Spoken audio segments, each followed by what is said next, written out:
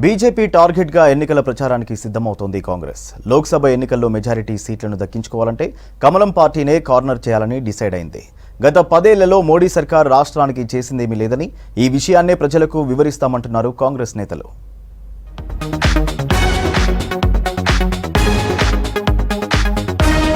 MP ఎన్నికల్లో ఎవరితో తేల్చుకోవాలో ఓ క్లారిటీకి వచ్చారు కాంగ్రెస్ నేతలు. ఈ నెల 14 నుంచి ప్రారంభించే ప్రచారంలో బీజేపీనే టార్గెట్ చేయాలని నిర్ణయించారు.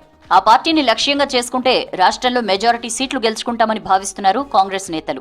రాష్ట్రంలో మొన్న జరిగిన అసెంబ్లీ ఎన్నికల్లో అధికారంలో ఉన్న బీఆర్ఎస్ ఓడిపోయింది. గత ప్రభుత్వంలో జరిగిన అవినీతి అక్రమాలు బయటపడడం, లిక్కర్ స్కామ్లో కవిత జైలుకెళ్లడం, ఫోన్ ట్యాపింగ్ వ్యవహారంతో గులాబీ నేతలు వరుసగా పార్టీ వీడుతున్నారు. లోక్సభ ఎన్నికల్లో పోటీ చేయడానికే భయపడుతున్నారు. దీంతో ఎంపీ ఎన్నికల్లో బీజేపీయే తమ ప్రత్యర్థి అంటున్నారు కాంగ్రెస్ నేతలు.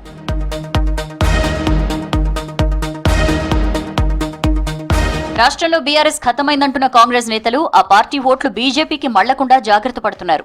ఓవైపు చేరికల్ని ప్రోత్సహిస్తూనే బీజేపీని టార్గెట్ చేసుకుని వ్యూహాలు సిద్ధం చేస్తున్నారు.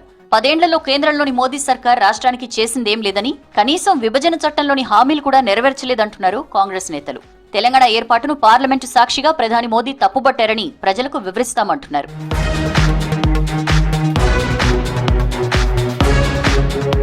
ఇటీవల తుక్కుగూడలో జరిగిన సభలో కాంగ్రెస్ అగ్రనేత రాహుల్, సీఎం రేవంత్ రెడ్డి బీజేపీనే టార్గెట్ చేశారు. వచ్చే నెలలో కాంగ్రెస్ జాతీయ నేతలు రాష్ట్రంలో పర్యటించనున్నారు.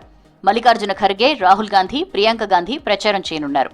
అగ్రనేతలు బీజేపీనే టార్గెట్ చేస్తారంటున్నారు కాంగ్రెస్ నేతలు.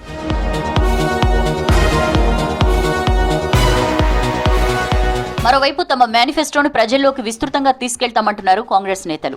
తాము కేంద్రంలో అధికారంలోకి వస్తే పాంచ్ న్యాయను అమలు చేయడంతో పాటు విభజన చట్టంలోని హామీలను నెరవేరుస్తామంటున్నారు.